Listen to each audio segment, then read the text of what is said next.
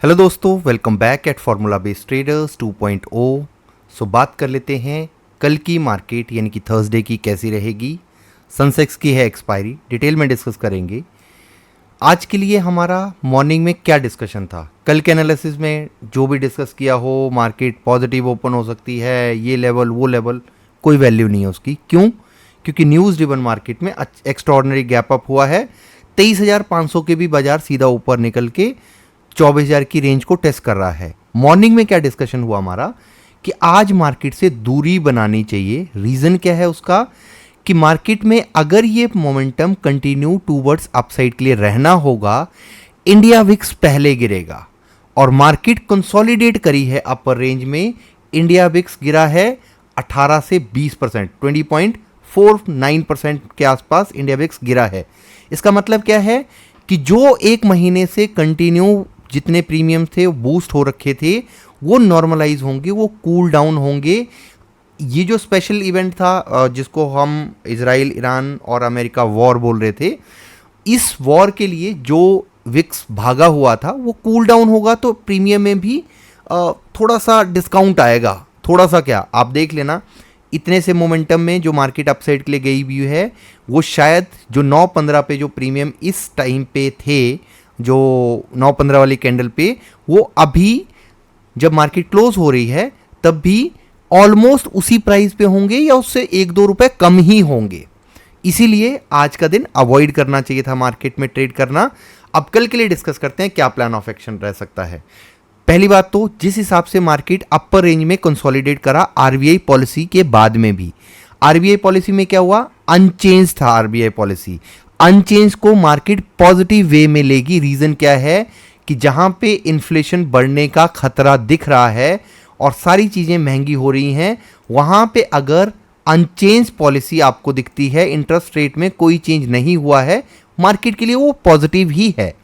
So market इसके ऊपर reaction तो देती अगर नॉर्मल डेज होते, बट यहां पे ऑलरेडी मार्केट ने अच्छा खासा रिएक्ट किया इजराइल और ईरान वॉर के ऊपर, और मार्केट ने अपर रेंज में 24,000 के ऊपर मार्केट क्लोज करने की कोशिश कर रहा है। अब नेक्स्ट प्लान जो है, मेरे को लगता है कि ये मोमेंटम कंसोलिडेट अपसाइड के लिए और कर सकता है, अपर रेंज में बाजार जाने की कोशिश कर सकता है। और जरूरी क्या है बाजार के लिए, जरूरी है 23,500 के आसपास के लेवल को प्रोटेक्ट करना, गैप फिल होना। इसके लिए दुनिया ट्रेड लेके जाएगी। आज मार्केट के ऊपर रहने के बाद में बहुत सारे रिटेल ट्रेडर यहां से डाउन साइड का ट्रेड कि गैप फिल होगा वो लेके जाएंगे, बट वो मार्केट के लिए रिस्की होगा।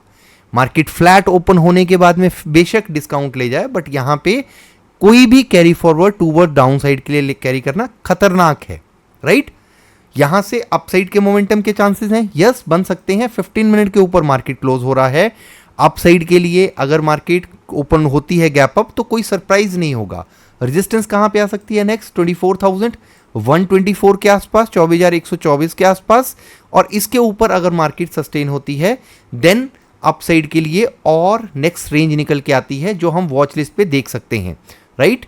यहां पे अगर हम देखेंगे नेक्स्ट वीक यानी कि अपकमिंग वीक की सिर्फ एक्सपायरी को, सो यहाँ पे आपको नेक्स्ट जो स्टॉप लॉसेस मिलने देखने के लिए, वो एक तो 24,000 पे ही है, 24,024 इनको मार्केट ट्रैप करे, और इसके ऊपर अगर सस्टेन करेगा अपसाइड में 24,124 के ऊपर, तब हम अपसाइड में 400-500 पॉइंट की और रेंज देखते हैं। आज बाजार ने ऑलमोस्ट 4% के आसपास निफ्टी का मूव है, 3 पॉइंट कितना है ये एग्जैक्ट 3.85, और बैंक निफ्टी ने 5.76 पॉइंट का परसेंट का मूव दिया है, और सेंसेक्स ने भी ऑलमोस्ट 4% के आसपास और 5% के आसपास मिड कैप का मूव है। अब मार्केट अपर रेंज में गई है, जा रही है। अगर नेगेटिव न्यूज़ नहीं आती है, कंसोलिडेट होती है, तो अपसाइड के लिए 25,000 की रेंज भी बाजार के लिए खुलती हुई दिख रही है आने वाले टाइम में, राइट। सो ये चांसेस बने हुए हैं, और कुछ अगर नेगेटिव होता है तभी बाजार में फॉल का सिनेरियो बनेगा, नहीं तो अपसाइड का मोमेंटम मेरे को कंटिन्यू होता हुआ दिखता है।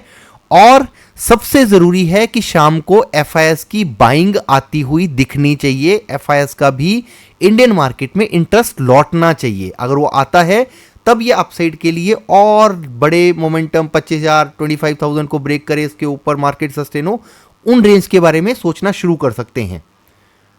आप लोगों के साथ में हमने 3-4 दिन पहले भी शेयर किया था कि अगर आप कैश में स्विंग ढूंढ सकते हो, बहुत सारे स्टॉक हैं जहां सेक्टर हैं जहां पे अपॉर्चुनिटी मिल सकती है। आईटी सेक्टर, डिफेंस सेक्टर, यहां पे आपको अपसाइड के लिए अच्छे खासे गेन होते हुए भी दिखे होंगे, राइट। ये पहले देखो, इंडेक्स में ट्रेड नहीं कर सकते हैं न्यूज़ के बेसिस पे, पर बहुत सारे स्टॉक हैं जहां पे अपॉर्चुनिटी थी, वहां पे अच्छे खासे मौके बने हुए स्विंग के। और मेरे ख्याल में 8 से 10% का पिछले 10-12 दिनों मार्केट इन सेक्टर्स में मूव आपको देखने को मिला होगा। सेक्टर्स में स्पेसिफिक स्टॉक को, वो सिलेक्शन आप कैसे करते हो, मास्टर गाइड सीरीज को देखना चाहिए आपको। सिंपल तरीके से कैसे आप स्टॉक को आइडेंटिफाई कर सकते हो कि वहां से और अपसाइड के लिए मूव आएगा, कैसे आप बॉटम को पिक कर सकते हैं, वो सब चीज़ें वहां पे डिटेल में डिस्कस कर रखी है। फ्री ऑफ कॉस्ट है master guide series on YouTube. अब ये जो अपसाइड का सस्टेनेबल मूव है, ये पंप एंड डंप हम इसको तब कंसीडर करेंगे अगर एफआईएस की आज शाम को यहां पे कैश में बाइंग ना आई और मान लिया कि यहां पे मार्केट में कैश में इनको इंटरेस्ट नहीं आया, फ्यूचर में इंटरेस्ट नहीं आया, डेरिवेटिव्स में इंटरेस्ट नहीं आया, स्टॉक फ्यूचर में और स्टॉक ऑप्शन में इंटरेस्ट नहीं आया। अगर इंटरेस्ट बनता है तो ये मूव अपसाइड के लिए और एग्रेसिव हो सकता है। आज शाम को वीडियो या लाइव तो पॉसिबल नहीं होगा, क्योंकि आज मैं रिकॉर्ड भी इसलिए जल्दी कर रहा हूँ। आज मैच की टिकट आई हैं तो वो देखने के लिए जा रहे हैं, गुजरात और दिल्ली का। अगर कोई मैच देखने के लिए गया होगा तो बताना, हम भी मिल जाएंगे वहाँ पे, ठीक है। सो यहाँ से ये चांसेस बने हुए हैं। अगर कैश में बाइंग आती हुई दिखती है, डेरिवेटिव्स में फ्यूचर में बाइंग आती हुई दिखती है, तो मोमेंटम और अपसाइड के लिए रह सकता है।